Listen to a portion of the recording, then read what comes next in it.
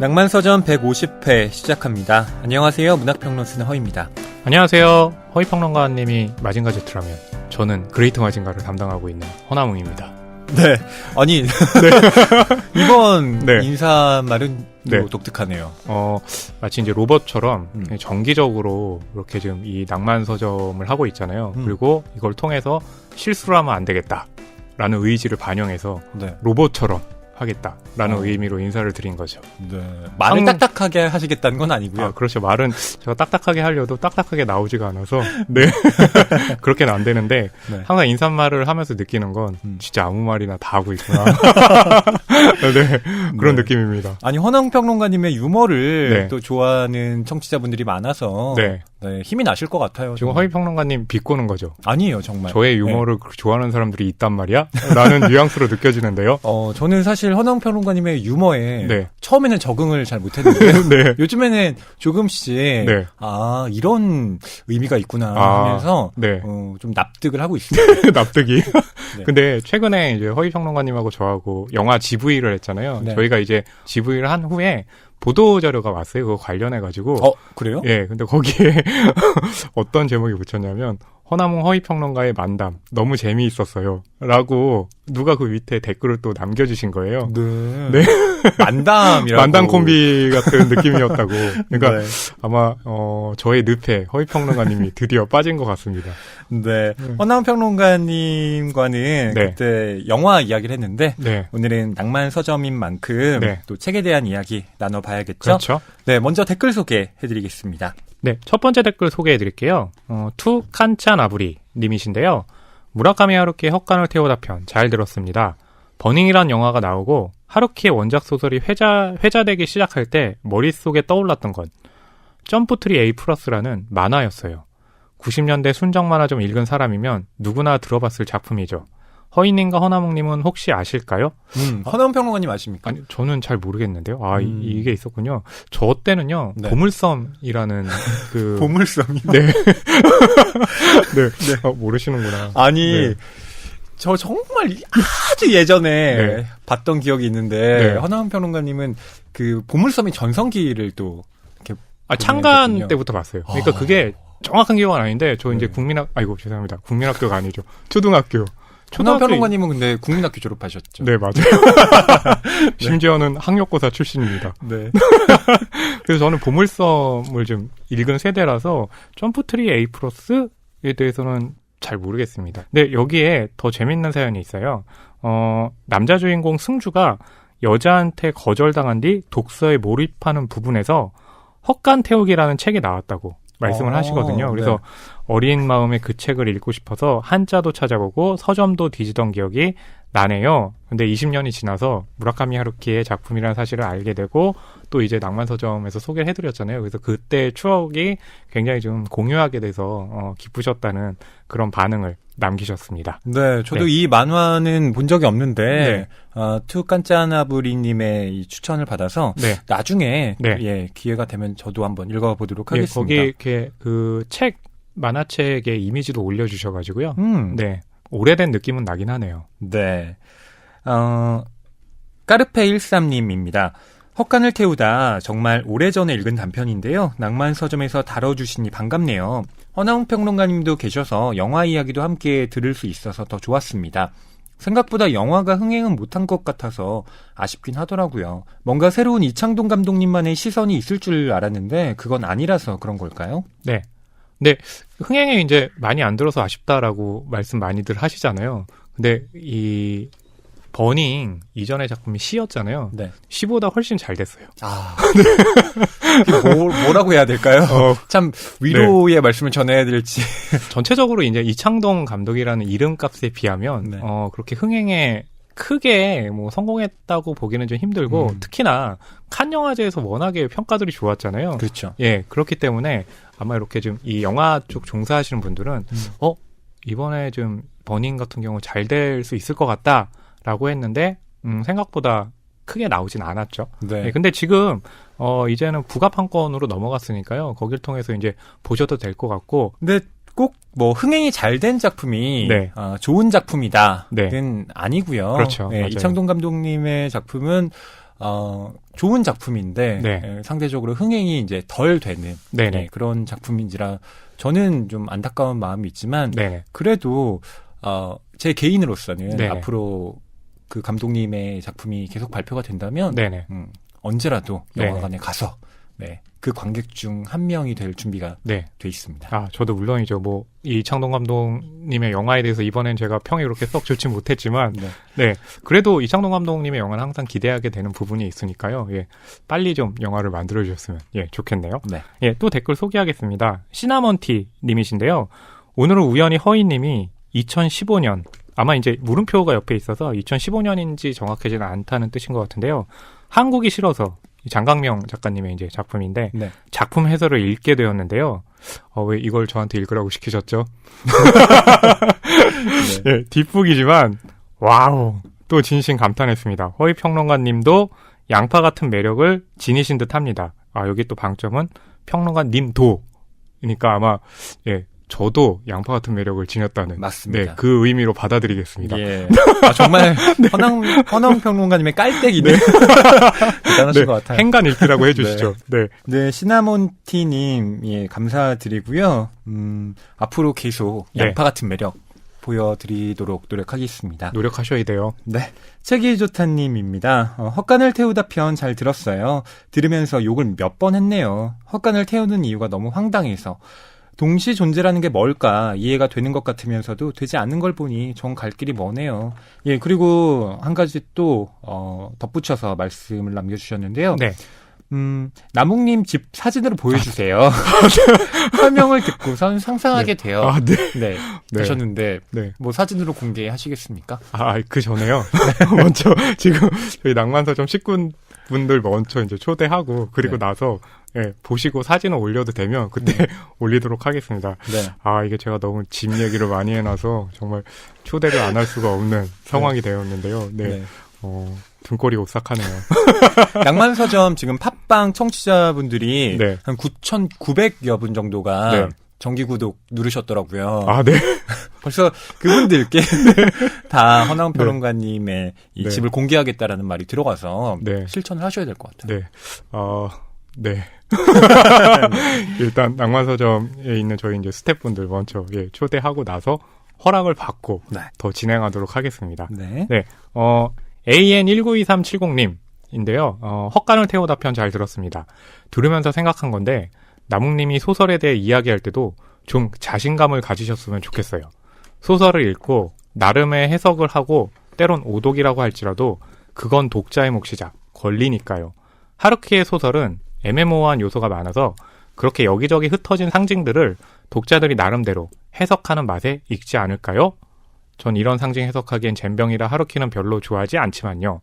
그래서 이제 여기 말씀을 그때 방송을 들으시면서 허인님 말씀대로 다중세계, 동시존재로 읽을 수도 있지만 나묵님처럼 살인으로 읽을 수도 있을 것 같아요. 라고 하시면서 꽤 많이 이제 남겨주셨거든요. 네. 그래서 요 마지막에 저에게 또 애정어린 말씀을 주셨는데요. 나묵님이 문학평론가는 아니지만 이게 답이 아닌 건 아닐까 의심하고 눈치 보기보단 더 자신 있게 책에 대해 이야기하셨으면 좋겠어요.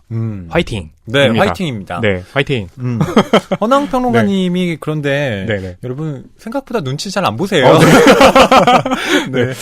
이 댓글을 읽고요. 많이 반성하게 되더라고요. 좀 더 이제 제가 갖고 있는 생각을 더 자신 있게 하면서 또 그렇게 댓글 남겨주시니까 더 또 자신이 붙더라고요. 그럼요. 아무 말이라는 게 아니라 제가 이제 해석한 그대로 이제 얘기를 해야 되겠다라는 어떤 그런 또 이 용기를 얻어가지고요. 댓글 그렇게 남겨주셔서 너무 감사드립니다. 네. 자신감을 불태우겠습니다. 여기 앨리스 황님이 길게 남겨주셨는데 이 허위평론가님의 정확한 발음에 항상 고마워하며 듣고 있어요. 라면서 이제 감사의 말씀 이렇게 주셨는데요. 아니 정확한 발음이라고 하시니까 정말 부끄러워집니다. 제 발음이 정확하진 않고 저는 새는 발음이 많아서 그게 좀 걱정이거든요. 그렇게 말씀하시면 저는 어떻게 됩니까? 아닙니다. 전 발음이 부적악한데. 그래서 최대한 좀 또박또박하게 말하려고 노력은 하는데요. 근데 사실 그 발음 이제 말씀이 나와서 방송 중에 이 허위평론가님이 그런 얘기 했잖아요. 문학적인 삶을 하기 위한 노력을 하고 있다. 그래서 그때 그 얘기를 들으면서 문학적인 삶이란 과연 무엇일까라는 것을 저 나름대로 생각을 해봤어요. 근데 잘 감은 안 잡히더라고요. 근데 이렇게 방송을 하면서 느끼는 게 발음도 그렇지만 이 허위평론가님이 이렇게 방송하고 얘기하고 이렇게 듣다 보면 무슨 생각이 드냐면 마치 글쓰기 같다는 생각이 들어요. 그러니까 그 글쓰기가 뭐냐면 처음부터 뭔가 이렇게 비문도 안 생기게 문장도 깔끔하게 쓰고 또 그 논리 정연하게 할 수 있게 하는 거. 왜냐하면 이렇게 얘기하다가도 이 허위평론가님은 하다가 이거 발음이 잘못된 것 같아. 이렇게 내용으로 얘기하면 피해를 보는 사람이 있을 것 같아를 항상 조심하시잖아요. 그러니까 그게 마치 저는 그게 이게 문학적인 삶의 일부가 아닐까. 왜냐하면 글을 쓸 때도 처음부터 잘 쓰려고 노력을 하지만 다 쓰고 나서도 네네. 저희가 또 퇴고를 하잖아요. 그러니까 네. 그런 어떤 과정이 저는 이 허위평론가님 얘기를 하거나 또 발음을 할 때 그런 느낌을 받았거든요. 정말 잘 포장해서 말씀해 주셨는데요. 잘 보여야죠. 제가 허위평론가님. 아닙니다. 제가 그래서 네. 방송 녹음하다가 네. 잠깐만요. 이렇게 한 다음에 네. PD님과 또 허나웅 평론가님과 이런저런 얘기를 방송엔 나가지 않지만 네네. 주고받거든요. 네네. 이런 발언이 좀 맞는 걸까? 에 네네. 대해서 얘기를 좀 그쵸. 다시 나누기도 하고요. 맞아요. 그게 아무래도 들으시는 분들이 워낙 이제 많으시니까 네. 행여나 또 누가 되는 부분이 생기지 맞아요. 않게 네. 저희는 그냥 무심코 말을 했지만 네네. 상처를 받으시는 분들이 그쵸. 계실지도 모르고요. 맞아요. 언제나 말씀드리지만 여러분의 댓글은 저희를 춤추게 합니다. 근데 허위평론가님 이 댓글 할 때 춤추는 모습 한 번도 못 봤는데요? 저는 씩 입꼬리를 웃으면서 댓글 소개하잖아요. 네. 마음속으로 덩실덩실 네. 춤추고 있습니다. 그게 문학적인 삶인가요? 춤은 추지 않으면서 춤을 춘다? 방송에서 네. 갑자기 춤추면 네. PD님이 그렇죠. PD님도 힘드시죠. 그렇죠. 네. 내가 왜 저런 걸 봐야 돼? 저 사람이 왜 저러고 있나라고 그렇죠. 맞아요. 하실 거예요. 네. 앞으로도 여러분 댓글 많이 남겨주시길 부탁드리겠습니다. 네, 감사합니다. 색이 가득한 소설을 사랑하는 책방. 이곳은 낭만서점입니다.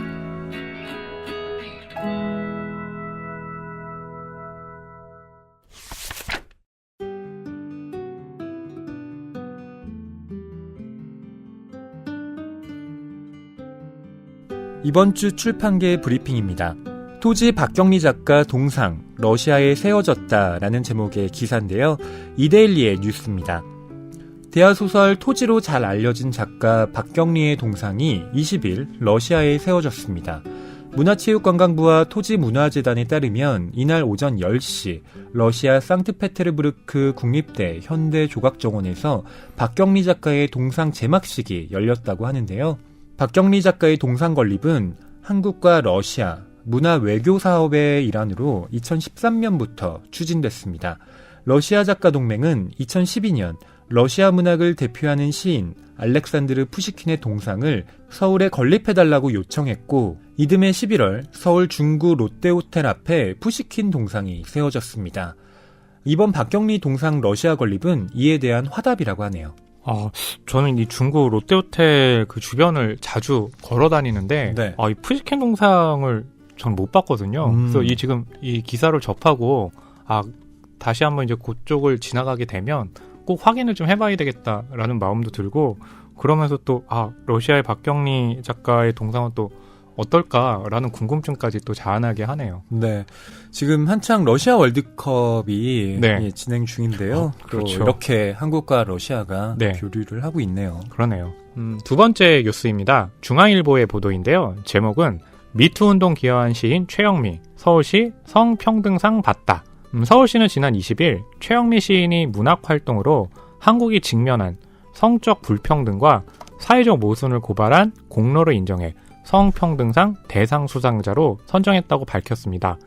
최영미 시인은 지난해 발표한 시 괴물에서 문단 내 성폭력과 남성 중심의 권력 문제를 폭로하면서 미투운동을 사회적으로 확산시켰다고 평가받았는데요. 괴물은 원로 시인인 고은이 상습적으로 벌인 성추행을 폭로한 시입니다.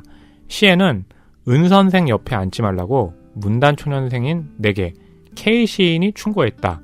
젊은 여자만 보면 만지거든 등의 내용이 담겨 있습니다. 네. 서울시 성평등상이라는 네. 예, 상도 있었네요. 그러게요. 근데 이 상을 이렇게 수여를 했다는 것 자체가 이제 미투 운동에 대한 서울시의 지지 선언의 의미도 가지고 있다는 생각이 들고요. 지난주에도 저희가 이 미투 운동 관련해서 또 얘기를 했었는데요. 이걸 계기로 정말 이 성폭력이라든지 관련해서는 없어질 수 있는 그런 조치들을 가능하면 다 취하는 방향으로 나가야 되겠죠. 네, 이번 주 출판계 브리핑이었습니다. 낭만서점 150회 공처가 킬러 풍뎅이 이사카 고타루 작가의 악스 지금부터 이야기해보겠습니다. 네, 이 제목이 굉장히 좀 재밌게 들려요. 킬러라고 하면 우리가 흔히 알고 있는 킬러 그러면 굉장히 무섭고 또 분위기가 싸하고 핏빛이 막 난무하고 이런 느낌을 주잖아요. 네. 근데 킬러 옆에 풍뎅이 그 이름이 킬러 네임이 풍뎅이다. 네. 라고 하면 또 그래서 이건 또 무슨 조합이지? 라는 느낌이 들어가지고 네.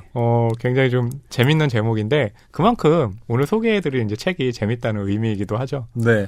공처가 킬러, 풍뎅이 이 세 가지의 조합으로 이루어진 한 남자에 대한 네. 이야기이기도 합니다. 네.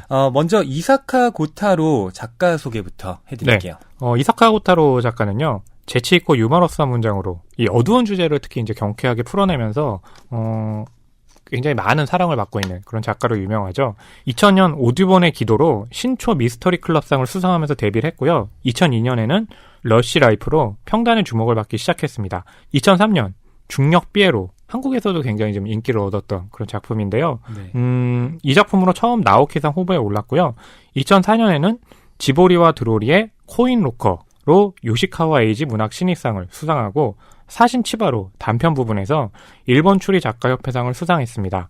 2008년에는 골든 슬럼버로 야마모토 슈고로상과 서점 대상뿐만 아니라 2009년 이 미스터리가 대단하다 1위를 차지했는데요. 골든 슬럼버는 일본에서 영화로도 만들어지고 네. 또 이제 국내에서도 최근에 만들어졌잖아요. 네. 흥행에는 크게 재미를 보진 못했지만 그럴 정도로 이제 이사카 고타로의 작품이 주는 어떤 재미를 좀 보장하고 있다라고 설명해 드려도 될 것 같고요. 지금까지 이제 골든 슬럼버를 비롯해서 이사카 고타로 작가의 작품 11개가 영화화됐고요. 세계 10여 국에서 다수의 작품이 번역 출간되면서 사랑을 받고 있습니다. 네. 이사카 고타로 작가의 이 악스 네. 낭만서점이 왜 다루게 됐느냐 이사카 고타로 작가와 제가 네. 만났기 때문입니다. 그렇죠. 그래서 제가 하지 말자고 이걸 자랑으로 삼아서 방송을 하는 거냐고 제가 했지만 네. 그래서 제가 받아들였습니다. 어떤 이유에서 네. 받아들이셨나요? 어휘평론가님이 한다면 해야죠. 무슨 말씀이세요? 네. 그게 아니라 네. 실제로 작품을 읽어보니까 네. 좀 다룰만하다라고 네. 판단이 들어서 아, 결정한 거 아니신가요? 그건 두 번째고요. 첫 번째는 허위평론가님이 하재니까 무조건 한 겁니다. 이러면 안 돼. 이러면 청취자분들이 오해하신다고요. 네. 오해하라고 말씀드리는 겁니다. 근데 확실히 이제 이사카 고타로 작가의 작품은요. 그러니까 굉장히 어두운 얘기잖아요. 근데 네. 그거를 되게 밝게 풀어가고요. 그러다 보니까 저는 이사카 고타로 작가의 책을 읽으면 이 영화계 쪽에서 누군가가 이렇게 떠오르는 사람이 있어요. 저는 찰리 채플린. 항상 웃음과 눈물은 항상 붙어 있고 그 차이는 크지 않다고 얘기를 하는데 항상 보면 이사카 고타로 책이 좀 그런 느낌이 있거든요. 그렇죠. 예. 희비극이라는 그렇죠. 그 키워드를 소설에 또 가장 잘 담아내는 맞아요. 작가 중 한 명인데 제가 아까 우스갯소리로 네. 이사카 고타로 작가와 제가 네. 만났기 때문에 이 책을 선정했습니다. 네. 라고 지금 고백하시는군요. 그건 정말 농담이고요. 네. 제가 먼저 이 책을 이제 편집본의 형태로 전달을 받았습니다. 네. 예, 출판사에서 이제 작가의 만남 의뢰를 받아서 읽기 네. 시작했는데 책이 정말 재밌더라고요. 그래서 맞아요. 이 책을 그냥 제가 작가의 만남으로만 그치는 것이 아니라 네네. 낭만서점에서 꼭 한번 다뤄봐야지 네네. 라는 생각을 했고 네네. 여러분께 또 이렇게 추천을 드리게 된 것인데요. 제가 하나 좀 여쭤보고 싶은 게 있어요. 이사카 고타로 작가를 직접 만났잖아요. 네. 그래서 또 만나보니까 어떤 분위기의 작가였는지도 굉장히 궁금하거든요. 네. 이사카 고타로 작가님이 참 유명 작가이고 뭐 일본이나 한국에서도 대단한 인기를 누리고 있는데 네. 한국에 온 건 이번이 처음이라고 해요. 아, 네. 실제 만나본 이사카 고타로 작가님 정말 네. 소탈하시고요. 작가의 만남 시간이 다가오니까 네. 점점 긴장이 됩니다. 뭐 정말요? 이렇게 좀 떨리는 마음을 고백하기도 하셨고요. 와, 네. 일본에서는 사실 또 이런 작가의 만남 자리가 네. 많지 않으셨다고 해요. 그렇군요. 근데 또 한국에서는 이렇게 오자마자 네네. 큰 행사들이 연이어 있으니까 네네. 좀 부담스러운 마음도 있으셨겠죠. 그렇군요. 예. 그리고 이사카 고타로 작가님이 네. 저에게 먼저 사진을 네. 찍자고 말씀해 주셔서 정말요? 되게 기뻤어요. 와, 오늘 계속 허위평론가님의 자랑 퍼레이드네요. 제가 평소에 좀 자랑할 게 없어서. 저도 누군가 유명한 사람을 만나야 자랑하는데. 그리고 이사카 고타로 작가님과의 이 만남을 저만 한 게 아쉬워서 네. 제가 특별히 좀 네. 부탁을 드렸어요. 네. 낭만서점이라는 팟캐스트에서 네. 작가님의 책을 곧 다룰 예정인데 네네. 저희 청취자분들을 위해서 네. 인사 말씀 좀 부탁드린다고요. 그쵸. 예, 그랬더니 네. 이사카 고타로 작가님이 흔쾌히 네. 직접 이렇게 메시지를 전달해 주셨습니다. 와. 근데 사실 저희가 몇 주 동안 각주 달기가 없었잖아요. 네. 사실은 큰 그림이었죠. 빅피처. 그렇게 묻어가면 안 되고요. 네, 저희 각주 달기 못한 건 여러분 진심으로 정말 죄송하다는 말씀을 드릴 수밖에 없습니다. 계속 섭외에 실패하고 있습니다. 맞아요. 네, 나름대로 노력은 하고 있는데요. 네. 왠지 요즘에는 네. 이렇게 섭외하기가 어려운지. 네, 섭외를 했는데 좀 실패한 경우들이 좀 있었고요. 그래서 사실 여기서 제 자랑을 하나 드리자면 네. 이 이사카 고타로 작가님의 목소리를 이제 듣게 된 건 이번에도 좀 PD님과 또 허위평론가님이 고민했잖아요. 각주달기를 어떻게 해야 되나라고 했을 때 제가 이사카 고타로님을 허위평론가님이 직접 만나니까 가서 얘기를 듣고 녹음해 와라 라고 한 거죠. 제가 명령을 한 거죠. 허위평론가님에게. 네. 와. 낭만서점의 실세 허당봉 평론가님과 함께하고 계시고요. 자, 그럼 이사카 고타로 작가의 메시지 한번 들어보시죠. 낭만서점 여러분 안녕하세요. 이사카 고타로 입니다. 僕の小説アックスが最近韓国で発売されました。すごい殺し屋が出てくるんですけど、奥さんが怖くて、あと家族を大事にする、主人公の話です。韓国の読者の人たちも楽しんでもらえると嬉しいです。 와, 이사카 고타로님의 님이 나오네요. 또 목소리를 육성을 직접 들으니까 작가이게 아니라 그냥 님.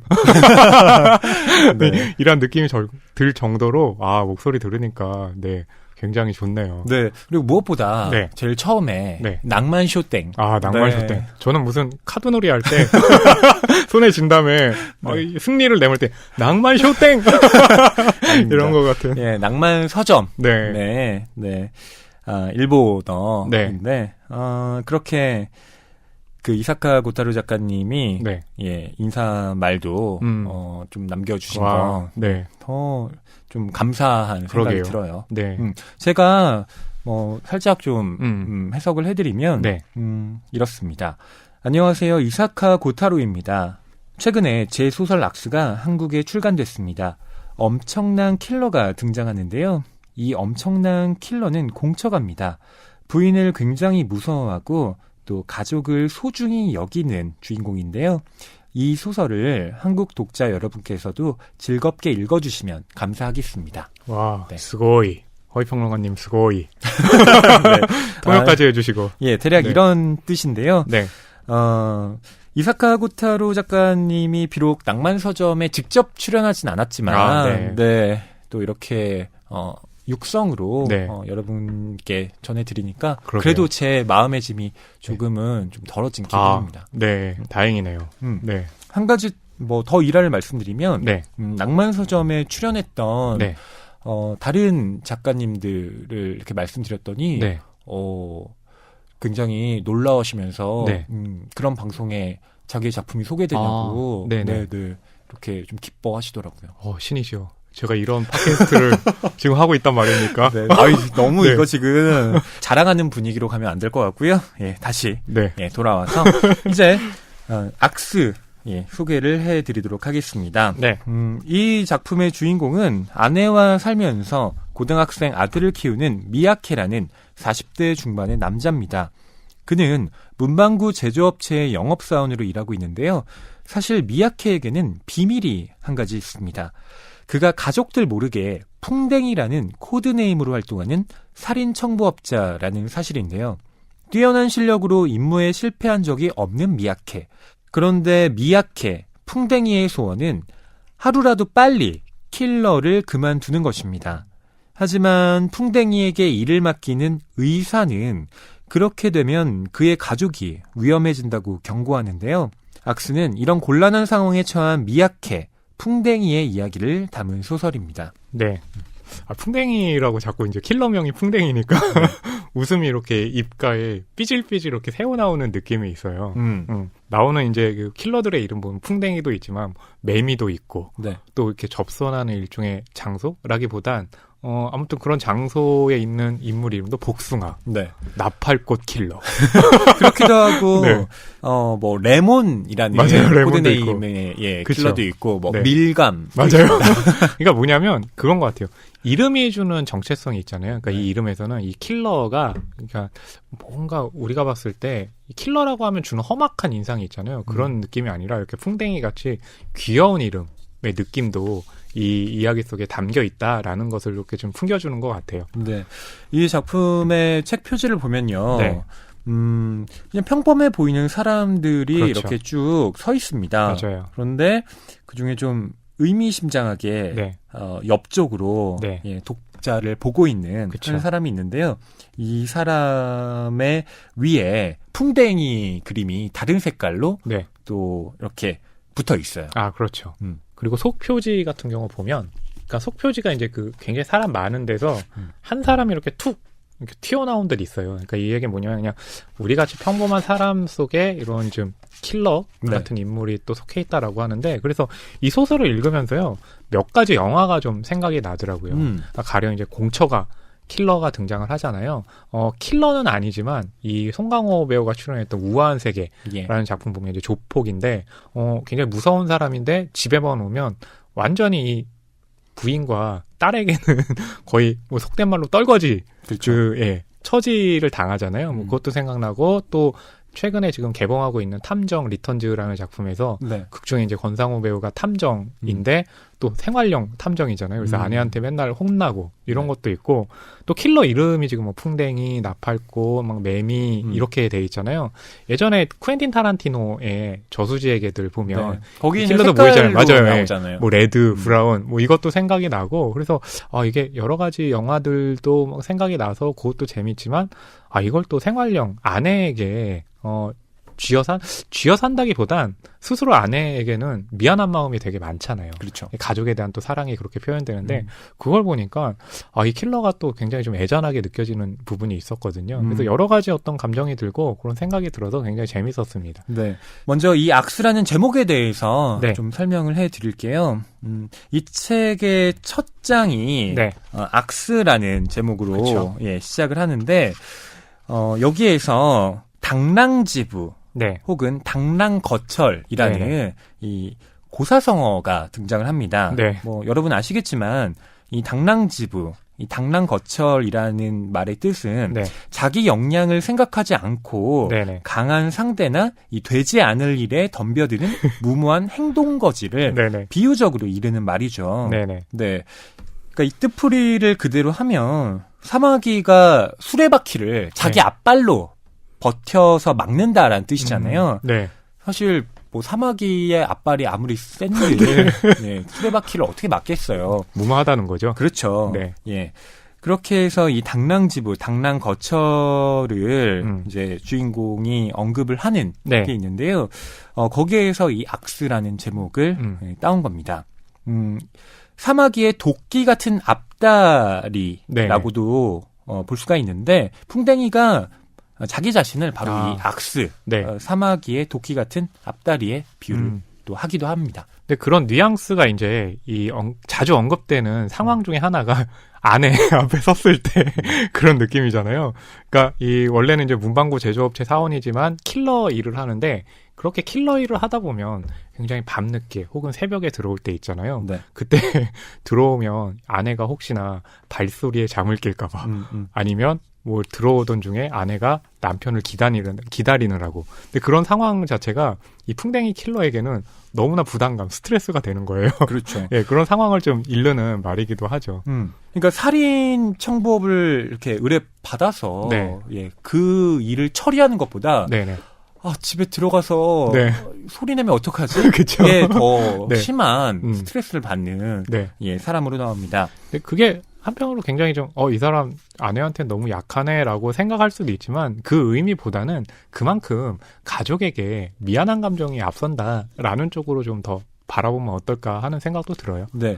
그리고 미리 좀 말씀을 드려야 할 게 네. 저희가 이 미약해 즉 풍뎅이를 중심으로 네. 이야기를 하기 때문에 이 남자에게 네. 좀 상대적으로 많은 감정이입을 해서 네. 예, 이야기를 나누게 될 텐데요. 네. 그렇다고 이 사람이 하는 뭐 살인 네. 뭐 이것이 정당하다거나 네네. 예, 이것을 긍정하는 건 결코 아닙니다. 그렇죠. 이사카 고타루 작가도 작가의 만남에서 그 얘기를 하더라고요. 이 소설에서 다루고 있는 주인공이 네. 결코 착하다고만은 할 수 없는 인물이다. 그렇죠. 예. 그리고 우리가 생각하는 윤리적인 인물과도 거리가 네. 멀다. 하지만 그렇죠. 이 사람을 통해서 또 할 수 있는 다른 이야기들이 있기 때문에 그 점에 좀 집중을 해줬으면 네. 좋겠다라고 말을 했거든요. 예, 여러분께서도 아니 사람 죽이는데 이렇게 웃으면서 얘기해도 돼? 그렇죠. 라고 예, 좀 반감을 가지실 수도 있겠지만 이번에는 그 사람을 죽인다라는 의미 그 자체보다는 네. 그 일을 어떻게 해서든지 그만두고 싶어하는 그렇죠. 한 남자의 고뇌에 조금 더 예, 초점을 맞추겠다는 얘기 예, 미리 하도록 하겠습니다. 그러니까 이게 경쾌하게 진행되긴 해도 이 기저에는요 그 죄의식이 굉장히 진하게 흘러가고 있어요. 그래서 읽다 보면 이게 마냥 웃을 수만은 없는 작품이거든요. 그리고 그렇죠. 그것이 이 작품은 저희는 이제 오늘 소개해드린 거는 이 첫 번째 이제 이 작품, 그러니까 이 악스라는 작품에는요 5편이 연작으로 들어가 있는데. 차례차례 개별성을 갖고도 있지만 사실 느슨하게 다 연결된 구조를 가지고 있어요. 네, 일종의 연작 소설. 그렇죠. 그러면서도 한 권으로 종합되는 그렇죠. 예, 장편 소설 이렇게 보시면 되겠습니다. 그래서 처음엔 굉장히 경쾌하고 활발하게 가는 것 같아도 뒤로 갈수록 그 죄의식이라는 어떤 검은 감정 아니면 이 슬픈 애잔함이요 뒤로 갈수록 또 강해지거든요. 예, 네. 그래서 그런 분위기라고 또 미리 설명을 드리겠습니다. 저희는 오늘 첫 번째 장인 악수만 다루지만 네. 예, 이 뒤에 작품들을 연이어 여러분이 읽으셔야 네. 이 작품이 가진 그래요. 진정한 맞아요. 매력을 느끼게 그쵸. 됩니다. 특히나 4장과 그 5장으로 넘어갈 때에 네. 그 충격. 네. 네, 여러분 스포일러라서 네. 말씀드리기는 어려운데요. 한번 직접 느껴보시길 추천드립니다. 부럽네요. 아직도 읽어보지 못하신 분들이 이제 그 충격과 반전을 느끼신다고 하니까요. 네. 이거 어디서 많이 들었던 평이었는데요. 네, 뭐 그런 평 많이 하죠. 네. 또 그런 거 어떻게 또 잘 알고 캐치를 하세요. 이게 아마 소설가 까미가 네. 자기의 스승이었던 장그르니에 네. 그 섬이라는 네네. 작품의 추천사를 아마 이런 식으로 쓴 것 그랬나요? 같습니다. 예, 그것까지 아직 이렇게 기억하고 이 책을 계신가요? 읽지 않은 독자들이 나는 부럽다. 네. 예. 제가 한 말이라고 이렇게 좀 넘어가고 싶었는데 안 되네요. 네. 한 가지 제가 작가의 만남에서 얻은 정보를 말씀드리면 악스를 비롯해서 초기 3부작은 좀 빨리 썼대요. 그런데 그렇군요. 뒤에 두 작품은 네. 시간을 들여서 아주 천천히 쓴 작품이라고 합니다. 네, 얘기를 들으니까 그럴 수밖에 없었겠다라는 감이 확 오네요. 시간 격차가 있기 때문에 네. 그만큼 결말을 작가가 어떻게 낼 것인가를 고민했다라는 얘기인데요. 네네. 가장 먼저 이 풍뎅이의 성격과 네. 그리고 그의 가정 내 삶을 보여주는 대화부터 네. 여러분께 읽어드리도록 할게요. 풍뎅이, 가족은 네가 무슨 일을 하는지 알고 있나? 하고 물어온 것은 레몬의 작업 동료 밀감이었다. 두 사람은 키와 몸집은 비슷했지만 성격은 정반대로, 그래서 더욱 함께 일을 할 수 있는 건지도 모른다. 그들은 처자식이 딸린 동업자가 드물기 때문인지 풍뎅이에게 거리낌 없이 질문을 던졌다. 가족은 당연히 모르지. 풍뎅이는 즉시 대답했다. 한 집안의 가장이 이런 위험하고 무시무시한 일을 한다는 걸 알면 가족은 절망할걸? 평소에는 그냥 문방구 제조업체의 영업사원이야. 가족에게는 그렇게 거짓말하고 있건. 그렇지 뭐. 솔직히 말하면 풍뎅이는 실제로 문방구 제조업체에서 일하고 있다. 아들이 태어났을 무렵 20대 중반에 중도 입사하여 그때부터 계속 정규직이었다. 40대 중반이 된 지금은 영업부 내에서도 베테랑 가운데 한 명이다. 하지만 한 집안의 가장이 목숨을 걸고 일하다가 집에 돌아와서는 야식으로 컵라면? 왠지 한심한데? 레몬이 놀려댔다. 바보 같은 소리 하지 마. 하고 풍뎅이는 화를 냈다. 컵라면 같은 걸 어떻게 먹는다고. 말투가 너무 완강해서였는지 레몬은 반사적으로 몸을 젖히며 수비 자세를 취했다. 화내지 마. 화낸 거 아니야. 풍뎅이는 목소리를 낮추며 다시 말을 이었다. 컵라면은 말이지 의외로 시끄러워. 그게 무슨 말이야? 포장되어 있는 비닐을 벗기는 소리, 뚜껑을 여는 소리, 끓는 물을 붓는 소리, 늦은 밤에 먹기에는 너무 시끄럽다고. 에이, 그런 걸 누가 신경 쓴다고. 우리 집사람은 알아. 그 소리가 시끄러워서 깬 적이 있었어. 우리 집사람 말이야. 성실한 회사원이라 아침에도 일찍 일어나. 출퇴근 시간이 제법 걸리거든. 그래서 늦은 밤에 그런 소리에 깨기라도 해봐. 큰일 난다고. 큰일? 무슨 큰일? 다음날 아침에 일어나서 마주쳤을 때 그 숨막힘이 장난 아니야. 집사람이 내뱉는 한숨이 쌓여서 바닥이 보이지 않을 정도야. 비유가 아니라 정말 숨쉬기가 힘들어. 시끄러워서 한숨도 못 잤어 하고 딱 꼬집어 말할 때는 정말 위를 잡아 비트는 것 같은 느낌이라고. 그런 기분 도저히 모를걸? 아, 풍뎅이. 농담하지 마. 자네가 긴장을 한다니. 상상이 안 되는데? 그건 그래. 일할 때는 긴장하지 않아. 그저 해야 할 일을 할 뿐이지. 아내분한테는 그게 안 되는 건가? 당연하지. 하지만 그럼 어떡해? 컵라면이 안 된다면 말이야. 과자도 소리가 날 텐데. 밀감이 그 우수를 담은 듯한 쌍꺼풀 눈으로 쳐다보았다. 배가 고프면 어떡하냐고.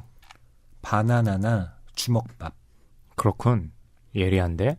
하지만 풍뎅이는 곧바로 이렇게 생각하는 놈들은 아직 멀었어 하고 단호하게 잘라 말했다. 아직 먼 건가? 바나나도 그렇고 주먹밥도 소리가 안 나는데? 들어봐. 늦은 밤이라고 해도 가끔은 집사람이 잠을 안 자고 기다려주는 경우도 있다고.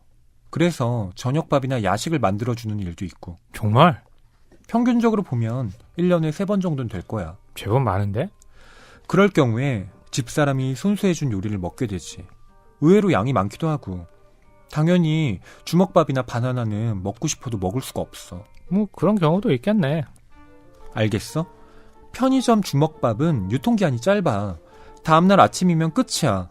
바나나도 의외로 오래 두고 먹을 수가 없어. 그렇다면 최종적인 귀착점은 소시지야. 어육 소시지. 그건 소리도 나지 않고 오래 가기도 해. 배도 불러. 최고의 선택이지. 레몬과 밀감이 순간 침묵했다. 이따금 늦은 밤 편의점에서 나와 너무 비슷해 보이는 일을 마치고 귀가하는 남자가 주먹밥이나 바나나를 사려는 모습을 목격하기도 하는데 그걸 보면 늘 아직 멀었구나 하고 뼈저리게 느껴. 최후의 귀착점은 어육 소시지야. 단언하는 풍뎅이를 멍하니 바라보던 레몬은 이윽고 천천히 박수를 치기 시작했다. 처음에는 간헐적이었던 것이 점점 빨라진다. 기립박수를 앉아서 치는 분위기였지만 얼굴만은 진지했다. 풍뎅이, 자네는 지금 너무도 한심한 이야기를 더할 나위 없을 만큼 멋지게 이야기했어. 감동했네. 하며 계속 박수를 쳐댔다. 네. 허남홍 평론가님의 효과음이 들어갔습니다. 박수 소리. 그쵸? 예, 허남홍 평론가님이 진짜 쳤어요. 그러니까 제가 밀감에 지금 네. 감정을 완전 이입하고 빙의했어요. 왜냐하면 여기 딱 그런 표현이 나오네요. 밀감이 그 우수를 담은 듯한 쌍꺼풀 눈으로 네. 쳐다보았다. 아. 제 눈이 보면 쌍꺼풀은 감춰져 있지만 우수에 정말 흠뻑 젖어 있잖아요. 죄송해요. 와, 네, 그렇게 정말 비웃으시나요? 제가 오늘 네. 있었던 일 중에 제일 재밌었어요. 이것만으로도 저 네, 하루가 참 보람 있네요. 네. 누군가 웃을 수 있게 만든다는 거. 네. 저희가 늘 아침에 녹음을 하는데 네. 오늘은 여러 가지 사정으로 저녁에 네. 녹음을 하게 됐거든요. 그런데 그렇죠. 정말 오늘 하루의 피로가 싹 풀리는 기분이에요. 말하자면 저는 웃음 킬러? 이 풍뎅이가 네. 자기와 같은 일을 하고 있는 이 킬러들과 이야기를 나누는데 그렇죠. 지금 레몬과 밀감은 네. 그래도 너는 가족이 있으니까 맞아요. 뭐 집에 가서 밥도 챙겨 먹을 수 있지 않느냐라고 네. 했더니 풍뎅이가 네. 예, 정색을 하면서 그렇죠. 그렇지 않다고 맞아요. 말을 하고 있는 거잖아요. 네. 허낭평론가님 좀 어떠셨나요? 아니, 그러니까 여기에 이제 그거 있잖아요. 이렇게 발소리도 안 내고 들어간다고 그러고 라면 조용히 끓여서 먹는다고 그러는데 아내가 귀신같이 그걸 듣는다는 거잖아요. 네. 그 얘기는 뭐냐면 여기 이제 표현은 아내가 일을 하니까 피곤해서 뭐 그렇다 잠을 잘 수 있게 해달라 이런 건데 아마 아내가 이 풍뎅이가 항상 밤늦게 들어오거나 이런 것에 대해서 굉장히 많이 신경을 이제 쓰고 있었던 그렇죠. 거죠. 예, 그런 어떤 이 아내의 그 속마음이 너무나 보여가지고 그게 좀 재밌기도 하면서 이 가족이란 참 이게 웃기다고 하기도 그렇고 또 막 눈물 난다고 하기도 그렇고 너무 이 복잡한 감성이라는 게 이 대화에서도 잘 드러나는 것 같았어요. 네. 정말 두 사람이 만나서 한 가정을 이루고 네. 사는 데는 네. 얼마나 많은 배려와 또 책임이 뒤따르는가. 네. 그러게요. 이런 걸 또 엿보게 합니다. 말하자면 저는 또 혼자 살고 있고 이렇게 있으니까 또 밀감과 지금 나오는 레몬의 어떤 그런 좀 형편하고도 딱 맞아 떨어지는 거죠. 네. 그래서 허낭평론가님의 그 박수 소리가 네. 예, 정말 야비하게 들리더라고요. 네. 근데 감탄할 수밖에 없는 게 그래서 찾아낸 게 소시지인데 네. 실제로 소세지는 정말 먹어도 소리 하나 안 나잖아요. 네. 물론 뭐 에센 뽀득 같은 소세지는 네. 뽀득 하는 소리가 나긴 하는데 네. 그런 게 보니까 이 풍뎅이가 정말 아내에게 신경 거슬리지 않게 하려고 네. 얼마나 많은 노력을 기울였나 생각을 생각을 많이 했나 하는 것도 그렇죠. 예, 재밌게 다가오고요. 저는 당연히 네. 뭐 바나나나 주먹밥 여기에서 이미 이 퀴즈는 끝났다고 생각했거든요. 근데 그 뒤에 네. 이게 최종적인 귀착점이 그렇죠. 어육 소시지라니 맞아요. 깜짝 놀랐습니다. 그리고 그 어육 소세지도 혼자만 그런 게 아니라 편의점에 가면 또 그걸 먹는 사람이 있다는 것. 네, 그것도 참 어찌 보면 슬프게 다가오기도 하고. 네, 그러네요. 네. 지금 이렇게 주인공 미야케 풍뎅이가 밤늦게 들어올 수밖에 없는 이유가 네. 바로 킬러 일을 그렇죠. 하기 때문인데요. 맞아요. 그 암살을 의뢰하는 사람이 바로 의사라는 캐릭터입니다. 맞아요. 실제로 이 의사는 네.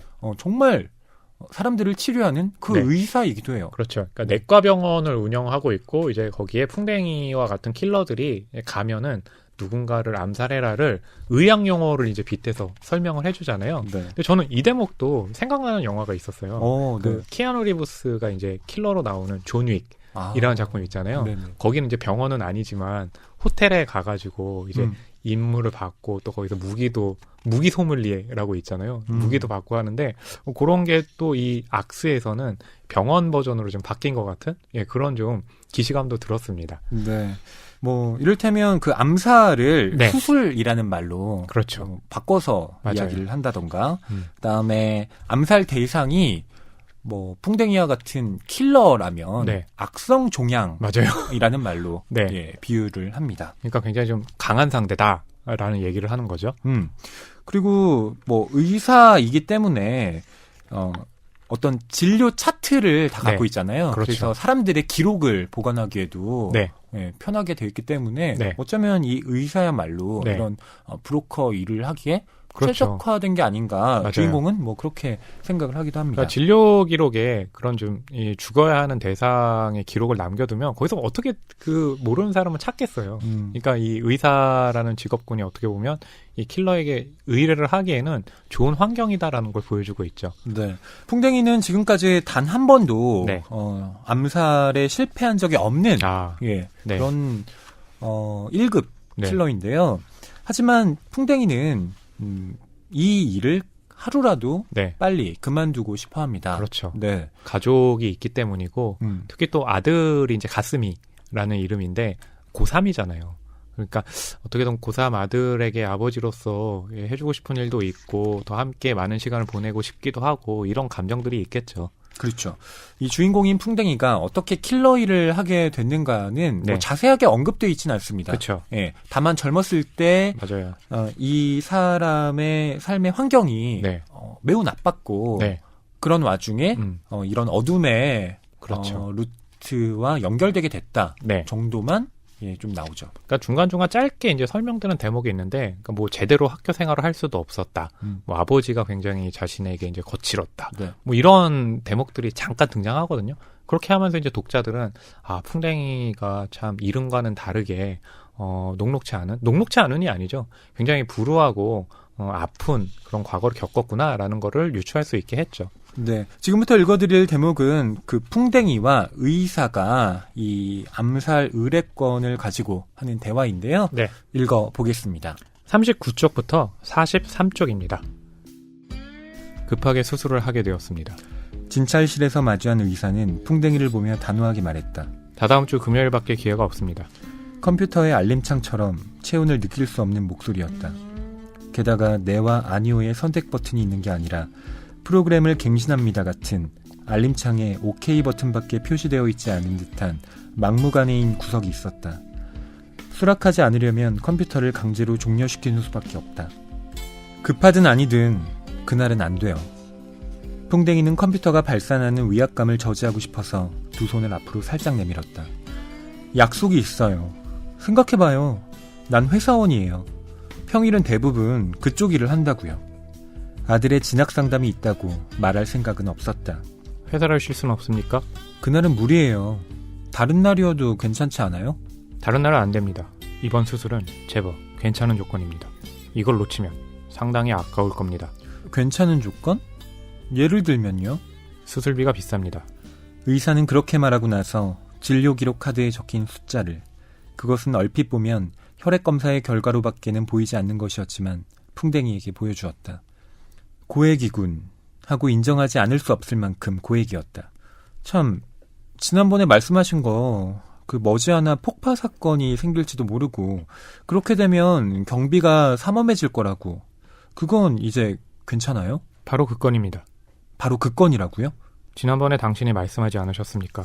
그것 때문에 장사가 통 안 될 것 같으니. 그랬었나? 확실히 그거라면 마음은 약간 편할지도 모르죠. 의사가 말한 대로 이만한 조건을 갖춘 일은 좀처럼 없을 테니 이 기회를 놓치는 건 아깝다. 수술을 받아들이겠다고 대답했다. 현명하십니다. 의사는 그렇게 말하고 그제야 비로소 자세한 정보를 건네주었다. 필요한 사항이 인쇄된 종이를 가지고 갈 수는 없으므로 의사의 책상 위 컴퓨터 화면에 표시된 내용을 기억한다. 표적이 된 상대의 얼굴 사진이 있었다. 힘은 없어 보이는 나약한 얼굴의 남자였기 때문에 간단할 것 같네요 하고 자신도 모르게 말했다. 의사는 무표정한 채로 이 얼굴만 보면 약해 보입니다. 하고 동의했다.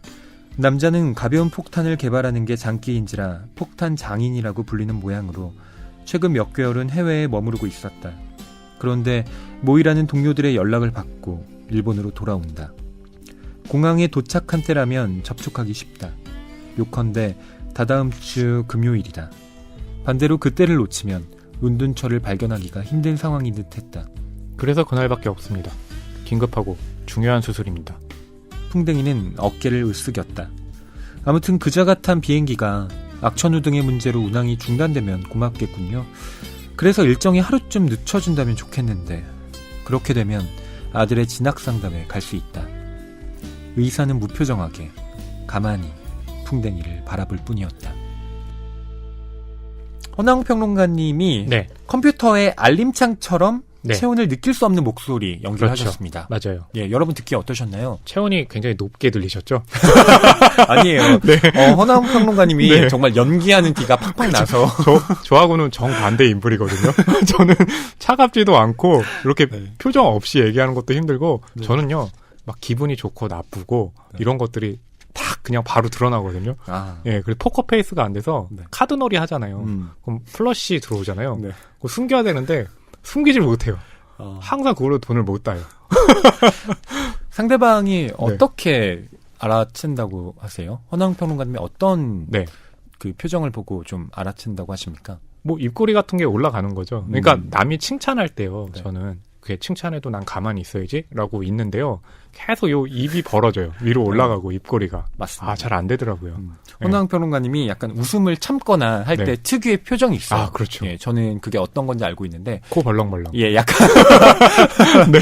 예, 맞아요. 코를 많이 사용하시더라고요. 아, 지금도 자꾸 네. 이거 풍뎅이를 허위평론가님하고 연결하니까 자꾸 너무 웃긴 거예요. 왜요? 아, 그냥 웃기잖아요. 풍뎅이라는 이름도 너무 귀엽고. 네. 근데 그걸 또 허위평론가님처럼 진지하신 분이 또 한다고 하니까. 네. 네. 이 의사에게 네. 지금 수술, 즉 암살을 의뢰받는데요. 그렇죠. 아주 고액의 네. 이 사건입니다. 네. 그만큼 그 실행하기가 어렵다라는 네. 말이기도 한데, 근데 풍뎅이에게 중요한 건 그게 네. 아닙니다. 맞아요. 지금 이날 이 아들의 진학상담 그렇죠. 날이 겹쳐 있어서 네. 그날 진학상담에 제때 가지 못하면 네. 아내에게 정말 크게 혼나거든요. 그리고 풍뎅이가 그 아내가 이제 걱정하자 그 얘기했죠. 아니, 그날은 아무 일도 없어. 갈 수 있어라고 이미 호언장담을 한 상황이었거든요. 네. 그러니까 이제 이거 안 받자니 돈은 고액이고 네. 예. 일은 또 해야 될 것 같은데 네. 그럼 방법은 비행기가 연착되지 않고 네. 제때 도착해서 그 폭탄 장인이라고 하는 타깃을 네. 예, 암살하는 수밖에 없다. 네. 그러니까 제발 악천후 같은 걸로 연착만 되지 말아라. 네. 네, 이렇게 빌고 있죠. 그러니까 항상 이제 풍뎅이가 최근 들어서 의사에게 이제는 이 킬러 일을 하고 싶지 않다, 그만두고 싶다라는 의견을 굉장히 자주 동안 말하고 있잖아요. 근데 이 의사는 그럴 때마다 그렇다면은 뭐 어느 정도 이제 돈을 내야 된다라고 하는데 그래야지만 이제 벗어나게 해주겠다는 건데 그 말은 즉 못 벗어나게 하겠다, 네. 킬러에 그만 못 두게 하겠다라는 그 의미인 거죠. 그러니까 고액의 이런 암살 의뢰를 네. 맞는 이유가 풍뎅이 자신이 갖는다기보다는 네, 의사에게 진 빚, 맞아요. 예, 이게 정말 빚인지 네. 아니면 뭐 어떻게 산출된 생긴 건지. 금액인지는 모르지만 네. 그걸 갚기 위해서 음. 네, 이 일을 또 안 할 수가 없는 거죠. 그러니까 어떻게든 이 의사에게 뭔가가 잡혀 있다라는 그런 의미가 내포가 돼 있는 거죠. 이걸 정말 사람을 죽인다라는 걸 그냥 빼놓고요. 네. 생각을 해보면 풍뎅이는 지금 낮에는 문방구 제조업체 영업사원으로 네, 그렇죠. 예, 정규직으로 일을 한 다음에 네. 퇴근해서 또 다른 일을 해야 되는 맞아요. 거잖아요. 투잡을 하는 건데 네. 이걸 뭐 어떻게 뒤에 일은 뭐 이거 남한테 아, 말도 못하는 거고요. 그렇죠. 와, 이게 정말 내 입장이었다면 위가 진짜 꼬여서 몸이 상할만 하겠다 네. 싶기도 해요. 그래서 이제 그 킬러 업무가 있으면 아내에게 이제 전화를 해서 뭐 오늘 회식이 있어가지고 늦겠다 이런 식으로 이제 무마를 했는데, 근데 그게 너무 늦은 시간에 들어오고 보니까 이 킬러 일도요 굉장히 좀 자주 있는 것 같아요. 그러다 보니까 이제 아내에게도 볼 면목도 없고 이러다 보니까 항상 이제 풍뎅이는 아내에게는 그냥 이렇게 좀 고개를 숙이고 네. 들어가는 형편인 거죠. 네. 네. 자, 이제 아내한테 말을 해야 되는 거잖아요. 내가 그날 네. 일이 좀 있을 것 같아. 아, 라고요. 네. 갑자기 제가 숨이 막혀오네요. 네. 과연 이 아내가 어떤 반응을 보일지 네. 지금부터 들어보시죠. 언제나처럼 풍뎅이 역할은 허위평론가님이 맡았고요. 네. 아내 역할을 제가 맡았습니다. 이야, 오늘 정말 멀티 캐릭터 소화하시네요. 제가 또 멀티태스킹이 가능하지 않아요? 칸 영화제 연기상을 바라보고 있기 때문에. 네. 아, 그거 네. 정말 농담인 줄 알았는데 진지하게 밀고 계시네요. 지겨우신 거군요, 이제. 아닙니다. 네. 정말 기대하겠습니다. 네. 그날 저녁, 풍뎅이는 집 거실의 소파에 앉아 텔레비전을 보았지만 프로그램 내용은 전혀 머릿속에 들어오지 않았다. 타이밍이다, 타이밍 하고 자신에게 말하듯 속으로 중얼거렸다. 모든 일에서 가장 중요한 건 타이밍이다. 그러는 가운데 아들인 가스미는 만지작거리던 스마트폰을 호주머니에 집어넣으며 저기도 이만도 아닌, 하지만 아무리 애를 써도 안녕히 주무세요의 축약인 것처럼은 들리지 않는 소리를 낸 후 2층으로 올라갔다. 아내는 잘자. 하고 말했지만 그제야 풍뎅이는 귀를 쫑긋 세웠다. 그녀의 말투에서 기분이 좋은지 어떤지를 판단하기 위해서였다. 아내에게 어떤 사실을 전할 때, 특히 그것이 그녀를 불쾌하게 만드는 유형의 것이라면 아내의 기분 상태에 따라 반응은 꽤 다르다. 이를테면 그녀에게 좋은 소식이 막 들어온 참이고 그게 미용실에서 커트가 잘 되었다는 것이든 길거리에서 어려 보인다는 식의 말을 들었다는 것이든 그 어느 것이든 상관없지만, 그래서 그녀가 기분이 좋다면 풍뎅이가 하는 말에 대해서도 너그럽게 넘어가줄 가능성이 커진다. 그와 반대로 명확히 불쾌감이나 불만을 품고 있는 상태라면 집안이 소리도 없이 얼어붙을 것 같은 조용한 눈보라가 발생하는 사태가 된다. 목소리의 톤과 얼굴 표정을 관찰하며 풍뎅이는 좋아 하고 각오를 다졌다. 일단 화장실에 가서 소변을 본 후 할 말이 있다고 털어놓기로 했다. 위험한 상대를 습격해 목을 조르기 전에는 이러한 긴박감을 느껴본 적이 없다. 그런 판국에 집에서 더 신경을 쓴다는 건 어딘지 좀 이상하다 싶어 풍뎅이는 진지하게 고민스러워진다. 왜 그래? 하고 아내가 물어왔다. 그 시점에서 그녀의 기분은 좋다고도 나쁘다고도 할 수 없었다. 하지만 여기서 겁을 집어먹으면 안 된다. 실은 진학 상담 날에 내가 꼭 참석해야 할 일이 생겨버렸어. 풍뎅이는 가급적 숨막히는 분위기가 되지 않도록, 그렇다고 너무 자신을 낮추지도 뻔뻔하지도 않은 그 중간 정도의 어투로 말했다. 농담이지? 놀라면서도 명백히 가시돋친 말투였다. 작작 좀 해. 아니, 상당히 공들여 정말 작작하고 있는데 하고 풍뎅이는 머릿속으로 반박하고 싶어진다. 하지만 진학 상담은 정확히 오후 2시부터잖아. 일이 빨리 끝나면 달려갈 수 있을 거야. 폭탄장인이 공항에 도착하는 건 12시니까 전철만 제깍제깍 탈 수 있다면 시간을 맞추지 못할 것도 없다. 그래. 아내는 어이없다는 목소리로 말했다. 불가능한 소리는 하지도 말라고 가볍게 무시하고 있다는 걸 알았다. 아내와의 대화가 네. 의사와 대화하는 것보다 네.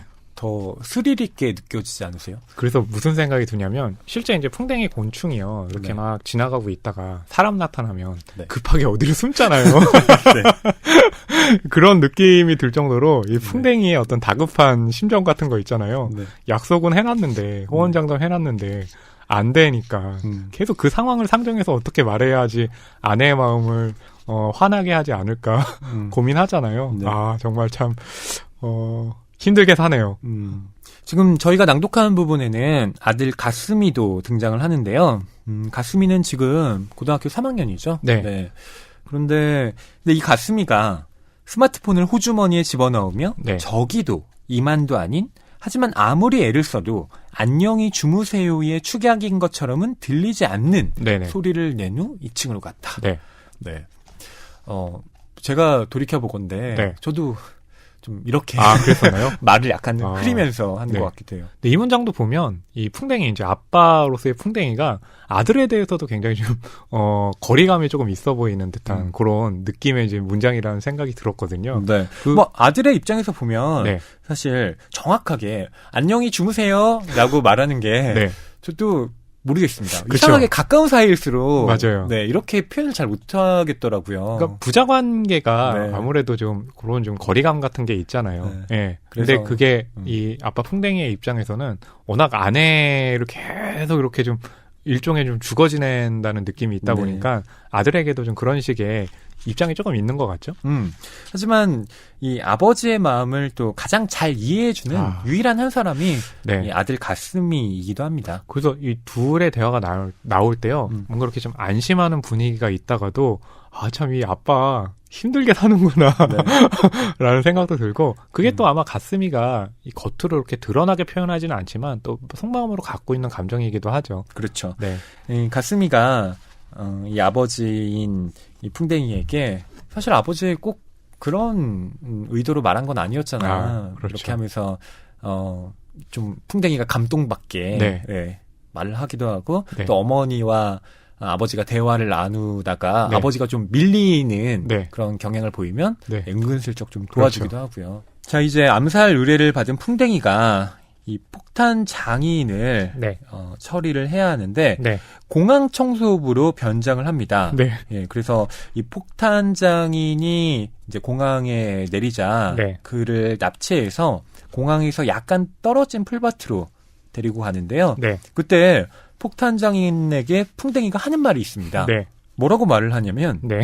야, 너 체격이 생각보다 좋잖아. 그쵸. 라고 말해요. 사실 그거보다 더 자신을 화나게 한 게 있죠. 네. 네. 바로 이어서 말을 하는데요. 네. 너 왜 시간 맞춰서 안 도착한 거야? 라고 말해요. 왜냐하면 비행기가 20분 늦게 네. 도착을 했거든요. 그 얘기는 아들의 진학 상담에 늦을 수 있다는 얘기. 그렇다면 아내가 화날 수 있다는 얘기이니까요. 네. 그런데 이쯤에서 여러분 좀 이상한 생각이 드셨을지도 모르겠습니다. 왜냐하면 뭐 이건 암살이니까 네. 지금 공항에서 이 폭탄 장인이라고 하는 네. 이 남자를 납치했기 때문에 또 이 폭탄 장인은 납치를 할 때 의식 불명의 상태였거든요. 네네. 그때 바로 손쉽게 좀 처리를 하는 게 네. 편하지 않느냐 라고 아마 다들 생각을 하시겠죠? 그런데 지금 풍뎅이는 폭탄 장인에게 너 왜 이렇게 체격 좋아? 너 왜 이렇게 늦었어? 라고 그쵸. 말을 하는 거잖아요. 네. 이건 지금 폭탄 장인이 의식을 되찾았다라는 얘기인데 네. 일부러 풍뎅이가 네. 이 폭탄 장인을 깨운 겁니다. 풍뎅이에는 일종의 킬러로서의 그런 좀 윤리가 있는 것 같아요. 뭐냐 하면 공정한 상황에서 대결을 하고 그러니까 공정함에 대한 그런 좀 엄격함을 가지고 있는 게 풍뎅이이기도 해요. 그러니까 그 공정함이라는 것은 아마 이 가족에 대한 정의감이 훨씬 더 이제 크게 좀 그렇게 표현된 감정인 것 같거든요. 이것도 보면 이 풍뎅이라는 인물 사실 킬러이긴 하지만 평론가님이 이제 이 처음에 우리가 악스 소개할 때 잠깐 설명을 했지만 사실은 이제 킬러로서 바라보기보다는 한 명의 생활인으로서 이제 더 보게 만드는 그런 좀 설정인데 굉장히 좀 뛰어난 설정이라고 보여요. 공정한 것에 대한 네. 예, 이야기가 저희가 지금부터 읽어드릴 대목에 나오는데요. 네. 예, 낭독으로 들려드리겠습니다. 대결의 형태가 되었다. 요란한 주먹 다툼이나 발차기로는 발전하지 못한 채 몇 번이나 뒤엉켰다가는 떨어지는 상태가 계속됐다. 풍뎅이는 가급적 빨리 상대방의 움직임을 저지하기 위해 쇄골이며 옆구리, 명치, 목과 손가락에까지도 예리하게 파고들어 타격을 주어갔다. 상대방의 움직임은 우려했던 것보다 빠르지 않았다. 여기를 때리면 이렇게 움직일 것이고 여기에 타격을 주면 관절이 꼼짝 못할 것이라고. 자신이 예상한 대로 격투는 전개되어 갔다. 집에서 아내와 나누는 대화도 이만큼 알기 쉽다면 얼마나 좋을까. 그런 생각이 머리를 스쳤다. 난 가족을 위해 일하고 있는데 말이지. 지체 없이 남자가 왜? 하고 겨우 묻는다. 주먹을 휘둘러 와서 풍뎅이는 몸을 뒤로 젖히며 그것을 피했다. 이것도 일이야 하고 대답했다. 그걸 물은 게 아니야. 하며 남자가 온몸을 이용해 덮쳐왔기 때문에 풍뎅이는 투사처럼 옆으로 피했다. 남자는 그대로 지나쳤다가 멈춰서며 돌아섰다. 왜? 내가 아까 감전되어 쓰러져 있는 동안 해치우지 않은 거지? 풍뎅이는 숨을 몰아쉬면서 상대의 움직임으로부터 눈을 떼지 않은 채 앞을 노려보았다. 무방비한 상대의 숨통을 끊는 건 썩 내키는 일이 아니야. 되도록 공정한 편이 좋지. 공정한 게 무슨 의미가 있다고? 폭탄 장인이 굵은 눈썹을 찌푸렸다. 공정한 것, 그것은 풍뎅이가 아들에게 하는 대사이기도 했다. 옳은 일을 해라 라거나 노력을 게을리하지 마라 라거나 실패를 두려워하지 마라 라거나 그런 훌륭한 것을 요구할 마음은 없다. 유일하게 풍뎅이가 전해줄 수 있는 것은 되도록 공정해라 라는 그 말뿐이었다. 누군가를 비난할 때도 누군가를 옹호할 때도 공정하자고 생각하라고. 아버지, 너무 애매해. 가스미는 최근 들어 그 가르침이라고 할 만큼 대단한 것은 아니었지만 불평을 늘어놓았다. 구체적으로 어떻게 하면 되는 건지 모르겠어. 뭐 여러 가지가 있겠지. 이를테면 누군가를 욕할 때. 말싸움이라니. 내가 초등학생도 아니고. 어디까지나 예를 든 거야. 알겠니? 상대의 이름이 이상하다고 우습게 여기거나 얼굴이나 몸이 이상하다고 업신여기는 짓은 하지 마. 왜? 그 친구의 노력만으로는 바꿀 수 없는 거니까. 도저히 안 되는 부분을 공격해봤자 공정하다는 말은 못 들어. 안 그래? 그럼 뭘 가지고 욕하면 되는데? 그래. 이를테면 간식 같은 거. 그런 건 그 친구의 노력에 달린 문제야. 야, 넌 밤에 먹는 간식도 못 끊냐? 하고 말이지. 도저히 와닿지 않는 욕인데? 가스미가 어이없어 한다. 그럼 만약 내가 너네 아버지 무능한 회사원이지 하는 욕을 들으면 어떡해? 정말 그렇다고 생각해? 예를 들어서 말이야. 그럴 경우는 신경 쓰지 마. 신경 쓰지 말라고? 알겠니? 그 욕을 한 상대는 그 시점에서 과연 포인트를 따냈을까? 아버지가 무능한 회사원인 게 그 친구의 실적일까? 아니야. 그 친구는 그저 단순히 사실을 지적했을 뿐이지. 사실조차 아닐지 모르고 사실을 말로 옮긴다. 그건 누구나 할 수 있어. 하지만 아무도 그렇지 않지. 분별과 상식이 있기 때문이야. 굳이 말하자면 그 친구는 감정에 자신을 맡겨 사리분별을 잃은 채 말도 되지 않는 사실을 입으로 내뱉었을 뿐이야. 그와 관련해서 넌 그 친구에게 아무런 점수도 빼앗기지 않았어. 오히려 말로 갚아주면 돼. 너네 조상은 원숭이 아니냐? 하고 말이야. 이것도 사실이지. 그게 공정하다는 거야? 그래. 그리고 내가 하면 괜찮지만 내가 당하는 건 안 된다 하고 주장하는 게 불공정한 거야. 나는 괜찮지만 상대는 안 된다. 그럼 이건 어때? 밤늦게 들어오는 아버지 발소리가 시끄럽다고 엄마가 자주 화내잖아. 신경에 거슬려 잘 수가 없다고. 그런데 휴일에 아버지가 자고 있을 때 엄마가 청소기를 시끄럽게 돌리는 경우 있잖아. 그거야말로 불공정한 거네. 풍뎅이는 그 순간 자신의 마음을 이해해주는 사람을 발견한 감격에 눈가가 촉촉이 젖을 뻔했다. 하지만 꼭 안아줄 수는 없다. 무엇보다 내 마음을 알아주는구나 하고 털어놓아 버리면 그 사실이 아내에게 전해질 가능성도 제로는 아니었다. 아버지와 어머니 양쪽을 오가는 이중 스파이라고는 생각하지 않았지만 결코 방심할 수 없는 상대였다. 지금 풍뎅이와 폭탄장인이 네. 죽이느냐, 죽임을 당하느냐를 네. 둘러싸고 치열한 사투를 벌이고 있는데요. 네. 그 와중에 풍뎅이가 이런 말을 합니다. 네. 난 가족을 위해 일하고 있는데 말이지. 그렇죠. 라고요. 네. 근데 사실 목숨의 경각을 두고 싸우는 상황에서 가족을 위해 일하고 있는데 말이지 라고 하는데 그 전에 20분 늦게 온 거에 대해서도 되게 화가 나는 거잖아요. 네. 지금 벌써 아들 그 진학 상담에 가야 되는데 그렇죠. 아내하고도 약속을 했는데 그게 지금 잘못됐으니까. 아니 그렇기도 하고 네. 그 이전에 네. 지금 풍뎅이의 머릿속에 떠오른 건 네. 이 대결의 형태가 네. 너무나 공식대로 흘러가고 있다. 그런데 왜 아내와의 대화는 이렇지 않을까? 아. 그러면서 네. 반감이 드는 거죠. 왜 이렇게 목숨 걸고 싸우는 일은 쉬운데 네. 아내랑 대화하는 일은 어렵지? 라고요. 그게 가족의 일종의 정의 아닐까요? 그러니까 이제 킬러들의 세계에서는 진짜 심플하잖아요. 네. 죽고 죽이느냐. 그 문제가 하나 있는데 가족이란 그 존재는 너무 어렵죠. 이게 가족이야라고 하기도 힘들고 그 안에 또 있는 어떤 복잡 다단한 문제, 아내와의 문제뿐만 아니라 또 자식까지 있으니까 여러 가지 생각이 드니까 훨씬 더 이제 복잡해지는 상황인 거죠. 네. 네. 한 가지 여러분께 네. 좀 미리 말씀을 드리면 나중에 이 풍뎅이가 네. 이 아내의 곁을 네. 떠나는 상황이 나오는데 네. 그때요 아내가 정말 깊은 상실감을 맛보게 돼요. 네. 그렇죠. 그러니까 주변 사람들도 좀 깜짝 놀랄 정도로 아내가 이 남편을 네.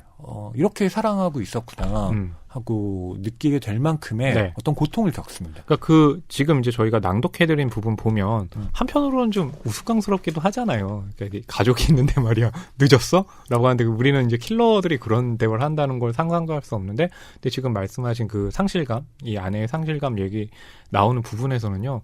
되게 좀 찡하더라고요. 맞아요. 예, 네, 그 사랑이라는 감정이 서로 사랑은 하지만 표현하는 방식에선 좀 달랐던 거잖아요. 그러니까 그 부분은 정말 무식하게 찡하더라고요. 그런데 그 장면도 재미있게 느껴졌습니다. 역시 네. 이제 뒷부분에 나오는데 네. 가스미에게 어머니가 이런 말을 하잖아요. 너희 아버지 참 무신경한 사람이었어. 아, 그렇죠. 라고 하는데, 네. 사실. 엄청 섬세한 사람이잖아요. 네, 가스미는 알고 있죠. 아버지가 얼마나, 네. 예, 사실 세심하게 좀 행동을 하려고 노력했는지요. 그렇죠. 네. 근데 그 대목 말씀하시니까 그 대목 너무 재밌는 게 불공정한 거 얘기하다가 그럼 아빠가 자고 있는데 엄마가 청소하고 있어 소리 나는 거 그거는 그 말이 되는 거야? 라고 했을 때 표현을 못 하죠. 혹시 그 얘기를 아들이 아내에게 한다면 또 무슨 사단이 날까? 그러니까 그럴 정도로 섬세한데 그 섬세함이 생기게 된 배경 자체가 너무나 이게 참 말로 설명하기 뭐할 정도로 우스꽝스러운 거죠.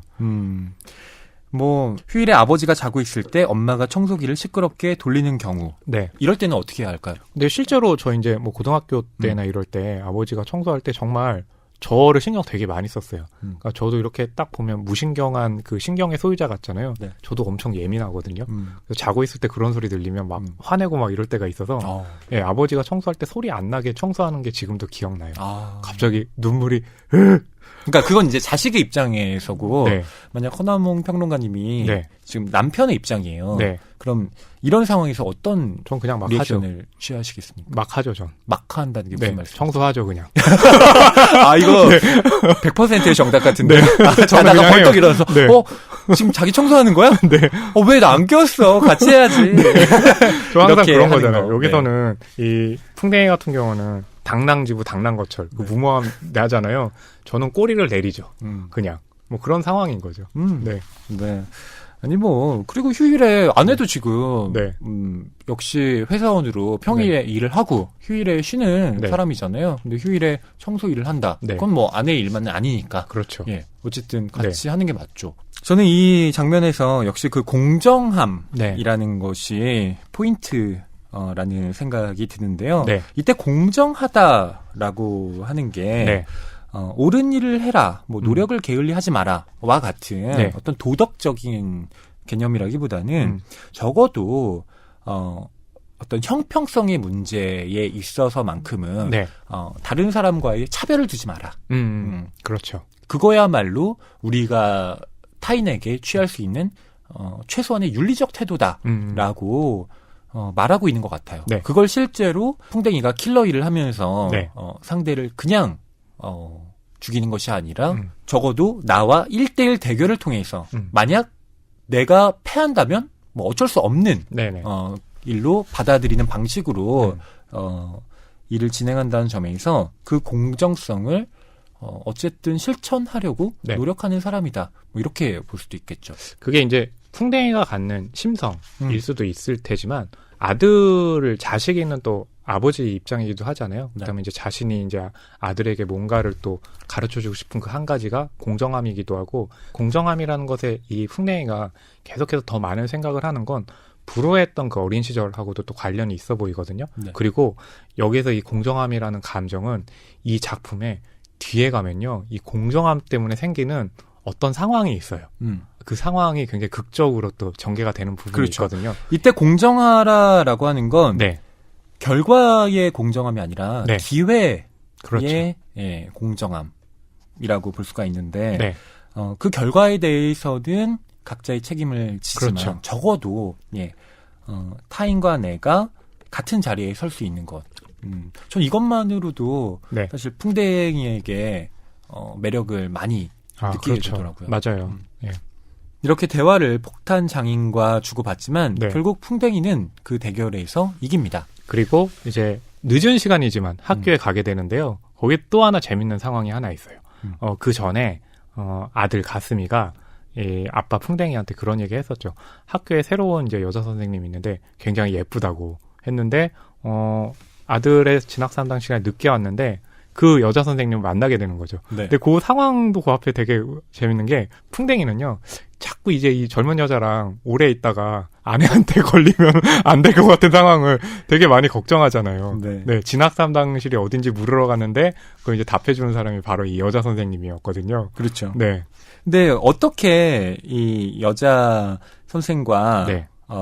좀 엮이게 됐냐면 네. 풍뎅이가 이 일을 처리하고 나서 빨리 이제 학교로 가야 한다는 마음에 네. 이 폭탄 장인의 휴대폰을 자기 주머니에 이제 그렇죠. 집어넣고 오게 됩니다. 맞아요. 그런데 그 폭탄 장인의 휴대폰을 이 여선생이 알아본 거예요. 그러니까 이 같이 얘기를 나누는 중에 전화가 왔는데 그걸 보고 이 여선생이 이 전화 어디서 왔어? 라고 얘기를 하는 거죠. 네. 네. 그 여교사가 폭탄 장인이 이 남자에게 당했구나. 그렇죠. 라는 사실을 눈치채고요. 풍뎅이를 바로 공격하게 됩니다.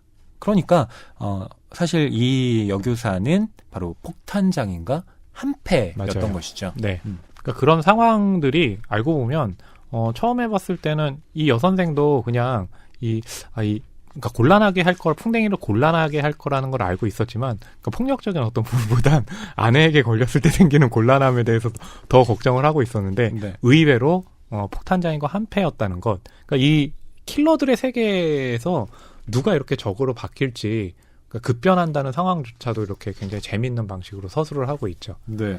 결국 이 여자 교사도 풍뎅이에 의해서 죽게 됩니다. 네, 예. 그리고 그 시체는 의사가 맞아요. 처리를 해주고요. 이건 역시 풍뎅이의 추리인데요. 네. 그러니까 원래 오기로 한 그 교사를 다른 곳에 보내놓고 네, 바꿔치기 한 건 아닐까? 그렇죠. 예. 그런데 왜 그 여자 테러범이 네, 이 학교에 잠입한 걸까? 그렇죠. 그건 역시 이 학교에 있는 운동장, 네, 이 운동장을 헬리콥터가 이제 뜨고 내리기 위한 예, 그런 장소로 활용을 하기 위해서 이 헬리콥터를 이용한 이제 폭발을 하려고 했기 때문에 네.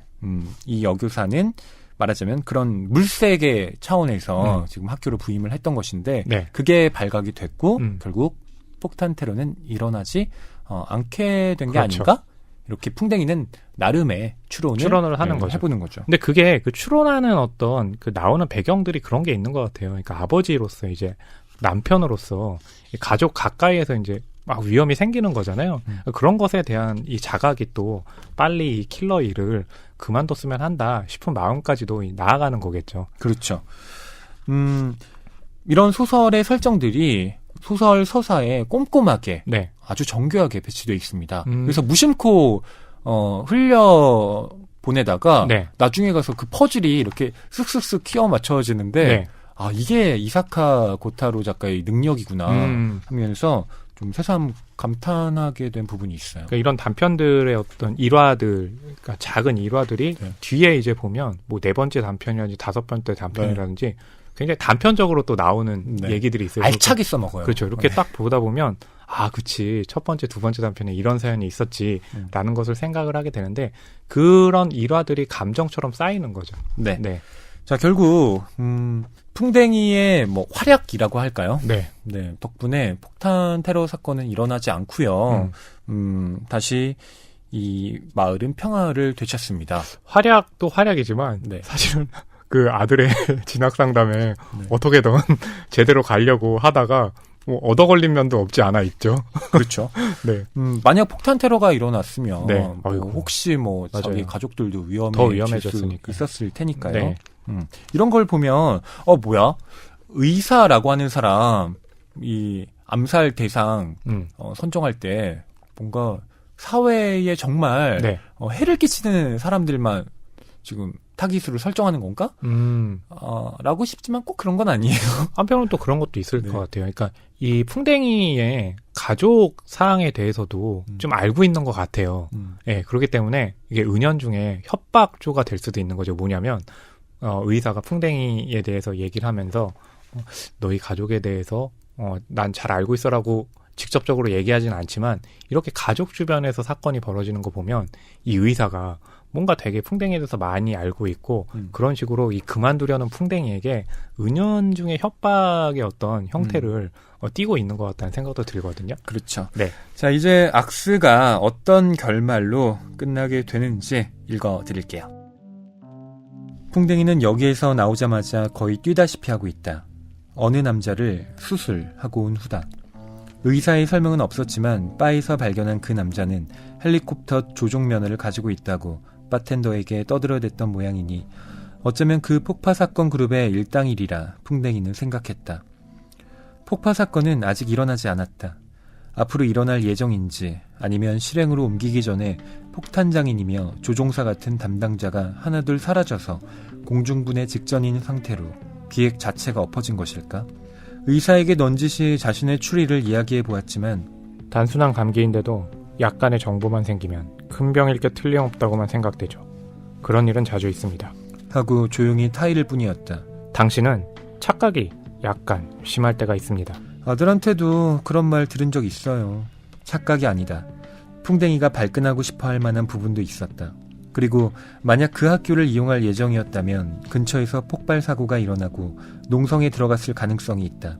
미인 교사를 그대로 방치해 두었다면 학생인 가스미에게 아무런 피해도 없었을 것이라고는 단언할 수 없다. 즉 자신의 활동에 의해 동네의 평화에 적어도 가스미에게 미칠 수 있었던 위험이 사라진 게 아닐까? 늘 아내 눈치를 살피며 겁에 질려있던 자신이 크게 활약한 것 같아서 풍뎅이는 반드시 싫지만은 않은 기분이 들었다. 당랑지부를 우습게 보지 말라고도 생각했다. 손목시계를 보니 거의 자정을 지나고 있었다. 배에서 벌레 우는 소리가 들린다. 풍뎅이는 편의점으로 들어갔다. 창가의 잡지 코너를 지나 안쪽에 주스가 늘어선 곳을 빠져나온다. 소시지가 놓인 선반 앞에 도착해서 그중 하나를 집어들었다. 그러자 옆에서 쑥 하고 다른 손이 뻗어왔다. 양복을 입은 낯선 남자였는데 나이는 풍뎅이보다 띠동갑 이상으로 많아 보였지만 그런 그도 익숙한 동작으로 소시지를 손에 쥐었다. 다른 상품에는 눈길 한번 주지 않은 채 한 점 망설임도 없이 확고한 의지를 가지고 소시지를 선택했다는 걸 알 수 있었다. 얼굴을 한번 마주본 후 각자 상대의 손에 들린 소시지로 시선을 옮긴다. 용사는 용사를 알아본다. 인류는 인류를 알아본다. 그야말로 그런 생각이 두 사람의 가슴속을 스쳤을 것이다. 적어도 풍뎅이는 그랬다. 궁극의 야식, 소시지에 이른 자만이 알 수 있는 마음을 담아 말없이 건투를 빈다고 성원을 보낸다. 지갑을 꺼내 계산대 앞에 나란히 선다. 이 대목을 보면 이사카 고타로 작가의 이제 화법이라는 게 계속해서 100% 진지함 같은 것에 대한 거부감 같은 것도 좀 있는 것 같아요. 이 당랑지부를 설명하면서 자기의 아들에게 이제 닥칠지도 모르는 일이었으니까 그게 네. 괜한 걱정이었다라고 의사는 말하지만 사실 그런 게 아니었다고 자신에 대해서 그런 좀 항변하는 쪽에 얘기를 하잖아요. 그런데 편의점에 가서 띠동갑 이상의 남자가 소시지를 집는 걸 보고 네. 아 나와 같은 동변 상련자가 아닌가라고 네. 하면서 또 되게 우습게 이렇게 웃음이 나오게 마무리한 거 보면 그런 좀 화법 같은 게 이 이사카 고타로의 특징이라는 걸 잘 드러내는 그런 마무리였던 것으로 보입니다. 당랑지부. 현실적으로는 네. 사마귀가 수레바퀴를 멈춘다? 있을 수 없겠죠. 네, 짜부러지겠죠. 네. 하지만 이 주인공인 풍뎅이 입장에서는 내가 그런 일을 했을지도 몰라 네. 하며 스스로 위안을 삼는 건데요. 네. 저는 이 자기 위안이 네. 한편으로는 뭐 피식 웃음이 나면서도 네. 한편으로는 또 짠한 맞아요. 예, 마음이 들더라고요. 이런 자기 위안이라도 하지 않으면 네. 이런 삶을 어떻게 견뎌낼까 하고 말이죠. 그렇죠. 그러니까 여기서 말하는 이제 뭐 당랑지부 혹은 이 당랑거철이라는 의미에서 풍뎅이가 이제 사마귀인 거죠. 그리고 네. 수레바퀴라는 것이 자신의 가족에게 어떤 닥칠 위험 같은 거라고 표현했는데 아버지들, 물론 어머니도 그렇지만 특히 이제 이 소설에서 아버지는 그런 자기보다도 거대한 그런 위험이 닥치더라도 가족을 위해선 자신은 그렇게 앞에 있는 도끼 같은 앞다리를 둘 수 있다는 네. 의지인 거잖아요. 의지의 그렇습니다. 표명인 거죠. 이사카 고타로 작가에게 네. 아들이 있대요. 아, 그렇군요. 네. 네. 저는 그렇기 때문에 네. 지금 이 미야케 풍뎅이가 하는 말이 어쩌면 이게 뭐 100%는 아닐지 몰라도 네네. 적어도 이사카 고타로 작가가 아들에게 네. 좀 네네. 전해주고 싶었던 마음이 좀 반영된 건 아닐까. 네. 네, 그렇게 생각을 하고요. 실제로 뭐 작가와의 대담에서도 네. 예, 그런 뉘앙스로 이야기를 하기도 했습니다. 네. 네. 또 그 얘기 들으니까 또 짠해지네요. 네. 자, 이제 정리할 시간입니다. 네. 허남웅 평론가님, 악수에 대한 한 줄 평 남겨주시죠. 유명한 영화 제목으로 한 줄 평을 지어볼까 합니다. 그렇게 아버지가 되어간다. 아, 이거 고레에다 히로카즈 감독의 맞아요. 그렇게 아버지가 된다. 네. 예. 그거를 좀 예. 살짝 변주군요. 예, 끝을 좀 바꿔본 거죠. 네. 네. 조금 부연 설명을 해주신다면요. 그러니까 아버지가 된다는 것이라는 게 무엇일까라고 생각했을 때 여기서는 아버지가 되어 간다기보단 아버지가 이제 된 것 같아요. 아버지에 대한 의무가 굉장히 크기 때문에 가족 킬러의 입장에서도 오히려 이제 가족의 안위를 더 생각하는 것, 그게 굉장히 순수하게 이제 좀 저한테는 다가왔는데, 그래서 그냥 아버지라는 단어를 넣어보기 위해서 그렇게 아버지가 되어간다.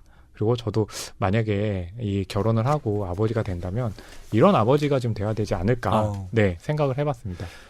그렇다고 킬러가 된다는 건 아니고요. 네. 이게 공처가라고는 하지만 네. 사실 애처가에 가까운 게 아닌가. 저는 네. 이 작품을 다 읽고 나서 또 이 풍뎅이를 다시 정의하게 되더라고요. 공처가는 아내를 무서워한다라는 거잖아요. 네. 애처가는 아내를 사랑한다라는 거고요. 근데 사실 공처가라는 단어 자체가 좀 어떻게 보면 그 남편을 좀 비하한다고 할까요? 왜냐하면 그 남편의 사랑일 수도 있는 부분을 그렇죠. 괜히 아내에게 쥐어잡힌다라고 맞아요. 표현하는 거잖아요. 네. 예, 그렇기 때문에 지금 허평론가님이 말씀하신 것처럼 오히려 공처가보다는 애처가 쪽의 표현이 더 맞다라는 생각도 드네요. 네. 네. 분명히 아내에 대한 많은 배려심을 그렇죠. 가지고 어떤 말과 행동을 조심하려고 하는 모습. 네. 저는 나도 나중에 결혼하면 네. 좀 이렇게 해야지라고 좀 생각하게 됐고요. 네. 또 아들을 대하는 태도에 있어서도 네. 아들과 참 격이 없이 대화를 나누잖아요. 그렇죠. 아들에 대해서 때로는 맞아요. 그 엄마한테 가서 이러지 않을까 하면서 예, 친구 살짝 같아요. 경계하기도 하고요. 네. 근데 이런 평범한 아버지, 하지만 이렇게 평범하게 되기가 또 얼마나 어려운 것인지 그렇죠. 네, 풍뎅이를 통해서 알게 네. 됐는데요. 그렇다면 허위평론가님의 악세에 관한 한 줄 평 들어보겠습니다. 저도 허남몽 평론가님과 비슷한 네. 한 줄 평을 생각했는데요. 네. 제가 준비한 한 줄 평은 이렇습니다. 킬러보다는 파더가 되기 어렵다. 아, 네. 영문으로 했군요. 암살자보다 아빠가 되기 어렵다. 네. 킬러보다 파더가 되기 어렵다. 네. 사람을 죽이는 일보다 사람과 같이 사는 일에 네. 어려움. 하지만 그것에 가치 있음에 대해서 네. 또 이 작품이 얘기해 준다고 저는 생각을 하거든요. 네. 그래서 이런 한 줄 평 남겨봤습니다. 사실 킬러 세계를 배경으로 하고 있지만 우리가 사는 세계가 또 그렇게 정글 같기도 하잖아요. 이게 뭐 사회생활이라는 게 그러다 보니까 이게 킬러를 배경으로 하고 있지만 우리 사회에서 어떻게 살아가는지 그리고 거기서 생기는 고민들은 어떻게 풀어가는지 그렇게 좀 관계의 어떤 미학으로 다룬 작품이라는 그런 좀 저는 총평을 드리고 싶습니다. 이사카 고타로 작가의 악스. 저희는 1장 악스만 네. 이야기를 했고요. 그쵸. 나머지 4장이 네. 여러분을 기다리고 있습니다. 네. 사실 오늘 방송은 좀 공정하지 않았다는 생각이 듭니다. 왜요? 허위평론가님은 이사카 고타로 작가님을 만나고 왔기 때문에 이 책에 관한 더 많은 정보를 가지고 있었잖아요. 네. 공정해야 합니다. 이러시면 안 돼요. 네. 뭐 이런 점에 있어서는 저는 네. 불공정을 지향하겠습니다. 그것이야말로 네 문학적인 삶이군요. 예. 네. 뭐 나중에 그럼 같이 가시죠. 뭐 이런 자리 있을 때 바쁘다고 빼시면 안 돼요. 근데 항상요 빼신다. 오늘 일단 꼭 가겠습니다라고 얘기하는데 이 악수에서 풍뎅이가 네. 아들의 진학상담 꼭 갈 거야라고 하는데 꼭 그날 무슨 일이 생기잖아요. 네, 저도 그럴 것 같습니다. 그래 두고 보면 제가 풍뎅이네요. 낭만서점 150회 공처가 킬러 풍뎅이 이사카 고타루 작가의 악스는 이것으로 마치도록 하겠습니다. 저희는 151회로 다시 돌아올게요. 네, 다음 주까지 안녕히 계세요.